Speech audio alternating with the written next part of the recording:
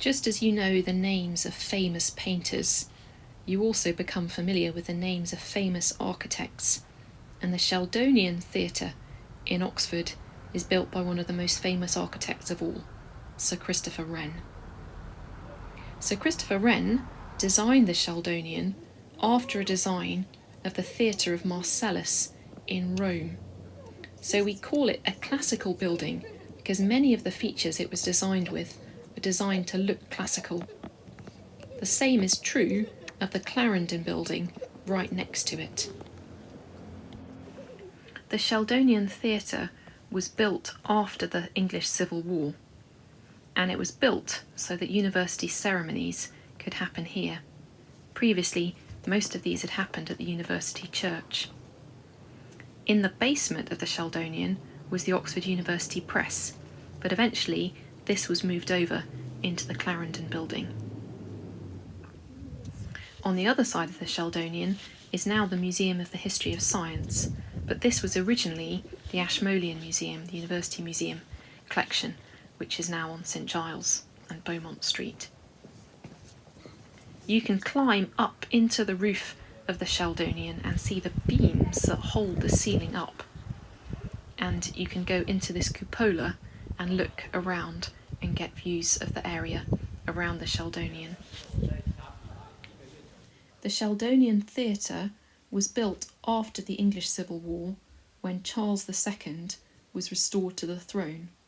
So you can see the Stuart coat of arms on it, and you can see the name Carolus II DG on the side. That stands for Charles II by the grace of God.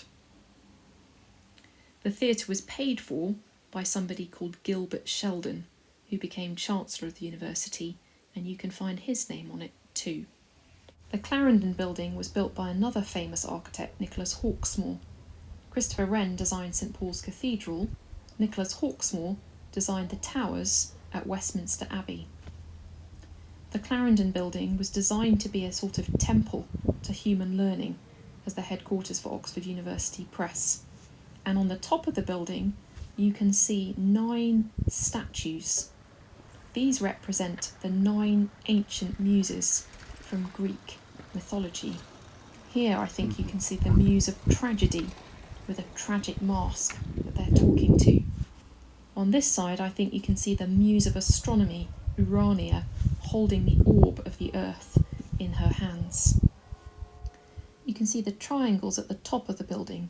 These are called pediments, and many Greek temples had these.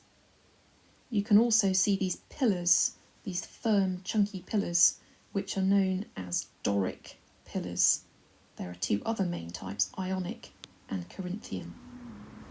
The last classical building I want to show you in Oxford is probably the most classical of all, because it's designed on a particular building from ancient Greece, the Tower of the Winds in Athens. This is the Radcliffe Observatory, which you can see in North Oxford.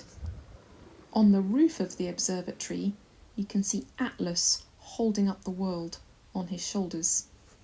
The tower has 8 sides, and on each side are the 8 winds of classical mythology.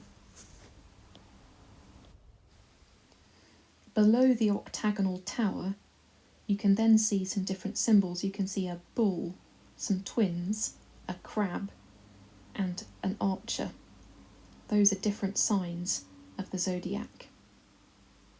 And above them, you can then see another triangle, like a temple at the Clarendon Centre, but here the pillars are more complex. They are called Corinthian pillars.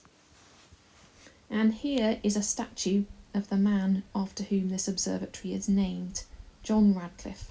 He was the physician to the king, and he gave money not just to the observatory, but to the Radcliffe Camera and to the hospital where many of you were probably born. Here you can see a closer look at one of the sides of the tower. This is Notos, who's the south wind, and he brought the wet, stormy wind of the late summer and the early autumn. Here you can see again the signs a bit more closely, and in the centre of the picture I think you can see a roaring lion. That's Leo, The Radcliffe Observatory was a working observatory until 1939, and then it was moved to Pretoria in South Africa, where the skies were clearer and the air pollution less. Although on the day these pictures were taken, I think you would have been able to see quite a lot in the night sky. I enjoyed seeing this picture of the old building being reflected in the new of the Blavatnik building in Jericho.